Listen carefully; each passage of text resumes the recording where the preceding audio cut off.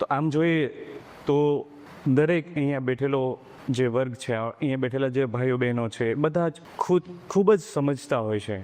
એ સમજણ સાથે જ આપણે અહીંયા આવ્યા છે અને કંઈક કરવાના હેતુ, જીવનની અંદર સમજ લાવવાના હેતુથી આપણે આવ્યા છીએ. બહુ બધું સમજીને આપણે આવ્યા છીએ. એટલે હું જે કહીશ એ બધું તમે સમજતા જ હશો, પણ એક એવો પરિવાર નિર્માણ થાય કે જે વાંચન દ્વારા, એક વિચાર દ્વારા એક સમજને કેળવે અને ધીરે ધીરે પોતાના જીવનની પગથિયું આગળ ભરતો થાય. એ માટે થઈને આપણે સરસ આયોજન કર્યું. એટલે એવા આયોજકો આપણે બધા જ આયોજકો છીએ અને બધા જ આપણે વક્તાઓ છીએ. સાચો વક્તા કોણ? આપણે મનોમંથન કરીએ. કોઈ કહેશો સાચો વક્તા કોણ? આપણે થોડું ટુ વે લેશું આમાં, બરાબર ને? દ્વિપક્ષી ચર્ચા થાય તો વધારે સારું પડે, મારા જીવન વધારે અનુકૂળ પડે. અરે દરેક વ્યક્તિ એ વક્તા જ હોય છે, પણ એ સ્વયંમાં જ હોય છે. મનોમંથન એનું ચાલુ જ હોય છે. મારે શું કરવું છે, મારો આગળનો પ્લાન શું છે, એ માટે સતત એ મનોમંથન કરતો હોય છે.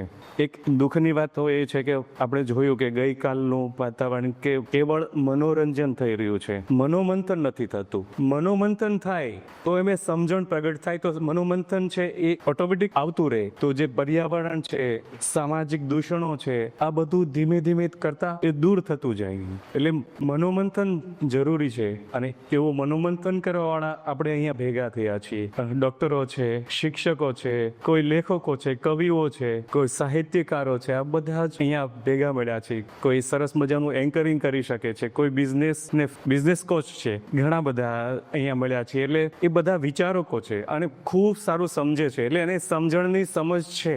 મારે કઈ દિશામાં જવું છે, સ્વથી સમષ્ટિ સુધી જવા માટેનો એનો પ્રયાણ છે. એટલે એ સ્વને વિકસિત કરી રહ્યો છે. એટલે એવા વર્ગને ખરેખર નમસ્કાર જ કરવા પડે. એ સમજ સાથે આગળ વધતા એક પૂરા સમાજને એક સંબંધથી બાંધી દે છે. એટલે સૌ પરથી ઘણા બધા આપણા શબ્દો છે. એટલે કે એક સત્ય છે, એક આપણે કેમ કે સનાતન સત્ય છે, સત્ય શબ્દ છે કે જે પ્રકૃતિએ રચ્યું છે એ બધું સત્ય છે, પણ આપણે એને અસત્ય, આપણી ગેરસમજના હિસાબે ઠેરવતા હોઈએ છીએ. બીજું સ્વયં જાતે, અને જે પોતે કરી શકે ને એ બીજો કંઈ ના કરી શકે, એ પોતે જ કરી શકે.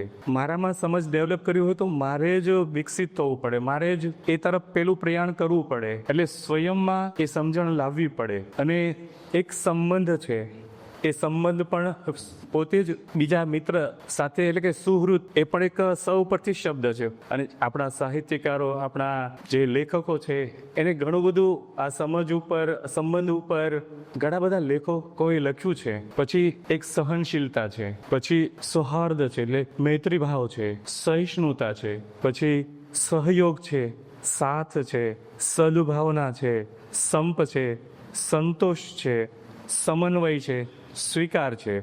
આપણે કેટલું બધું એકબીજાને સ્વીકારીએ છીએ બેઠા પછી, કે એકબીજાના વિચારો આપણે સ્વીકારીએ છીએ કે ના, તમે જે વિચાર કીધો મને માન્ય છે. એ સમજથી આવે, સંબંધ બાંધ્યા પછી એનો ખૂબ જ વિકાસ થાય છે. ઘણા આપણા એવા સાહિત્ય આમાં જે, અને આપણું જે પેલું મહાકાવ્ય રામાયણ છે, એ રામાયણની અંદર ખરેખર આપણે જોઈએ ને તો મંથરા એ મોટિવેટર હતા. મને એવું લાગે છે કે રામ એક જ એવું પાત્ર છે કે જે જંગલમાં જઈને જે પાશવી સંસ્કૃતિ છે અને માનવી સંસ્કૃતિ કરી શકે એવું જબરદસ્ત કામ કરી શકે એ રામ છે. કેટલી સમજ હશે. એટલે રામમાં પણ, અને મંથરા છે એને આપણે ખરેખર પછીનો કાળોક્રમ કરતા એવું પણ બોલ્યું હોય કે મંથરાને થોડુંક નેગેટિવ લઈ લીધા હોય, પણ એ મંથરાની અંદર એ તાકાત હતી કે એ સમજી શકતી હતી કે એ રામ જ એ કાર્ય કરી શકે, બાકી કોઈની તાકાત નથી.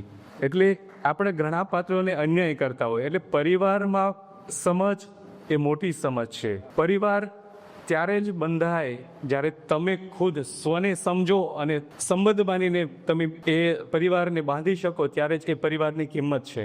ઘણી વાર એવું બનતું હોય કે પરિસ્થિતિ ખૂબ જ નિકટ હોય, આર્થિક રીતે પછાત હોય ઘણા પરિવારો, પણ એમાં ભાઈઓ ની સંખ્યા વધારે હોય તો એવું બને કે મોટો ભાઈ હોય એમ કે ભાઈ તમે નાના છો, તમે સ્કૂલ પર જાઓ છો, હું તો હવે ધંધા પર જાઉં છું, એટલે મારે જરૂર નથી, તમે કપડાં નવા સીવડાવીને પહેરો, તમે સારા લાગો, તમે સ્કૂલે જાઓ તો સારું લાગે. એટલે તો નાના ભાઈઓ એમ કહે કે ભાઈ ના મોટા ભાઈ, તમારે બધા વ્યવહાર પ્રસંગોમાં તમારે જોવાનું હોય, એટલે તમે કપડાં સારા સીવડાવો, તેથી સારું લાગે.